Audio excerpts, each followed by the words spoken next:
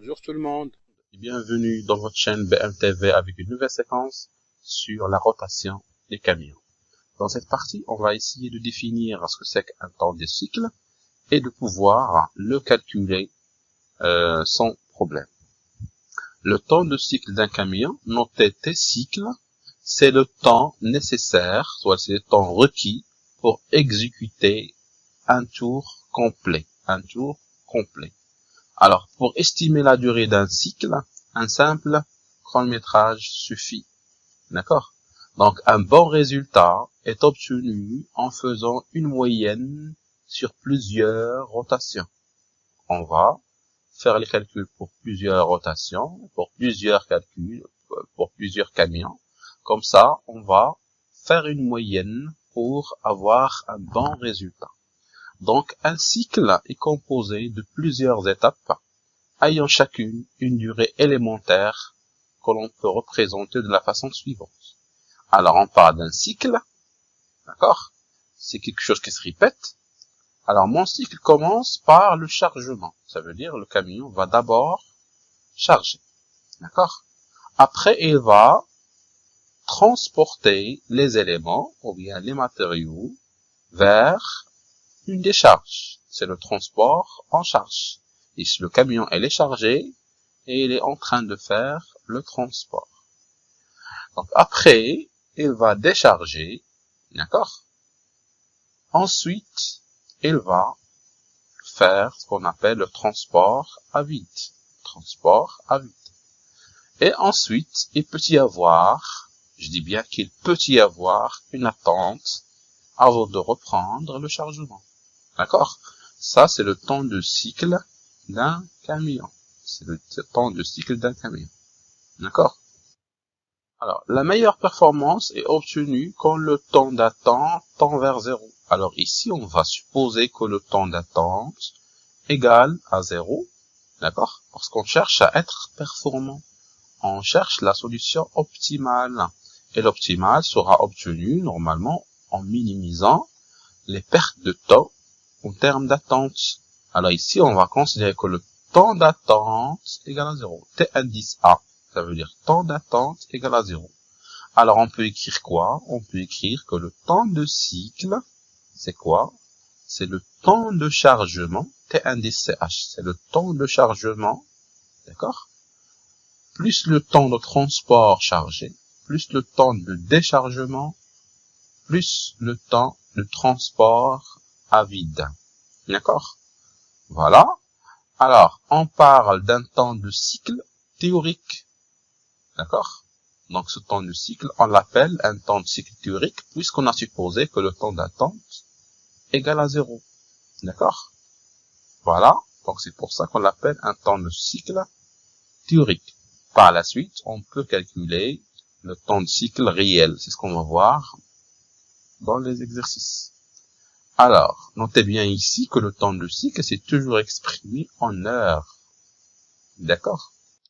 Le temps de chargement est le temps qu'il faut à l'engin de terrassement pour charger un seul voyage. Donc, attention ici, quand je parle de temps de chargement, c'est le temps qu'il faut pour charger juste un seul voyage.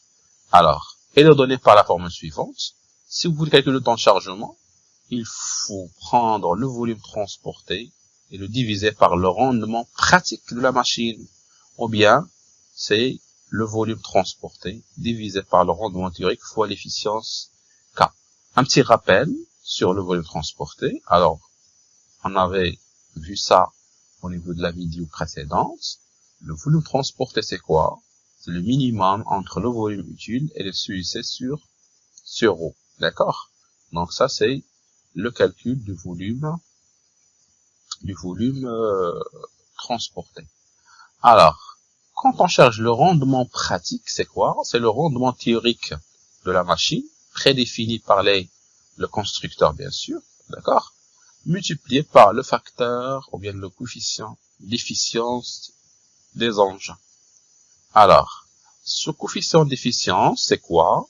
Il représente quoi? Il représente le pourcentage ou bien l'effet des imprévus dû à l'opérateur, ou bien aux conditions du chantier, ou bien à l'état de la machine, qui vont diminuer le rendement de la machine. D'accord? Qui vont diminuer le rendement de la machine.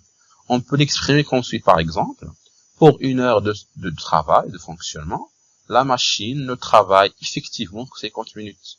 Dans ce cas, on dit que le coefficient d'efficience, c'est 50 sur 60.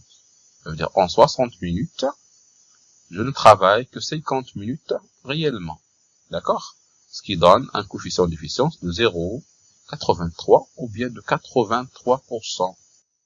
Pour le temps de transport chargé ou bien en charge, c'est le temps qu'il faut à un camion chargé pour se déplacer du lieu d'emprunt au lieu de dépôt ou bien de décharge. D'accord?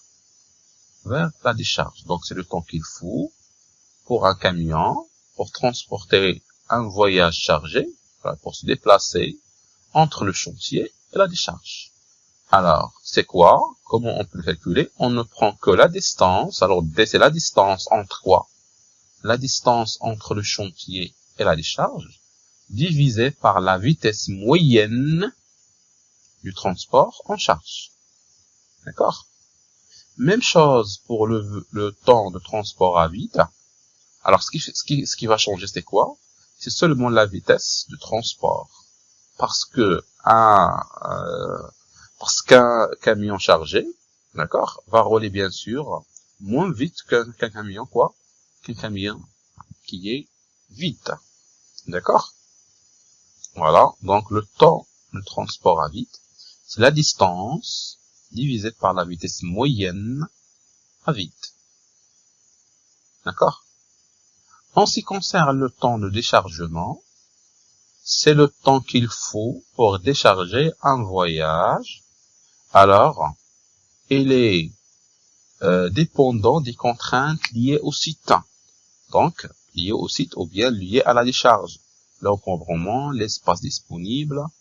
Alors, c'est pour ça qu'il est toujours donné d'une manière forfaitaire.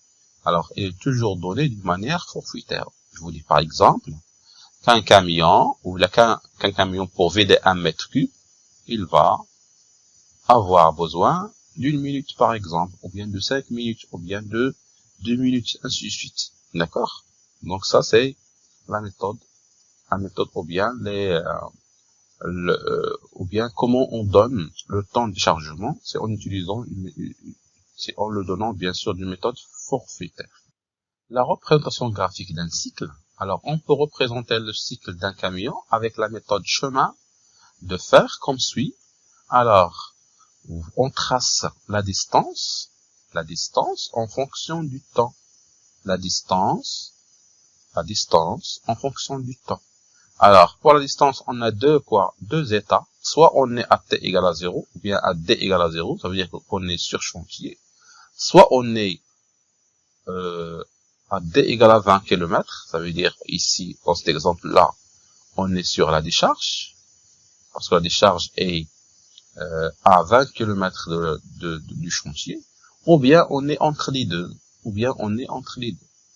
Alors, pour cet exemple-là, le temps de chargement chez 0,16, alors entre 0 et 0,16, le camion est sur chantier et il est en train de charger. Après, il va partir vers la décharge. Quand est-ce qu'elle va arriver? Donc après le temps de transport chargé. Après le temps de transport chargé. D'accord? Donc, entre 0,16 et 0,56, ça c'est le temps qu'il faut pour se transporter, ou pour se déplacer entre le chantier et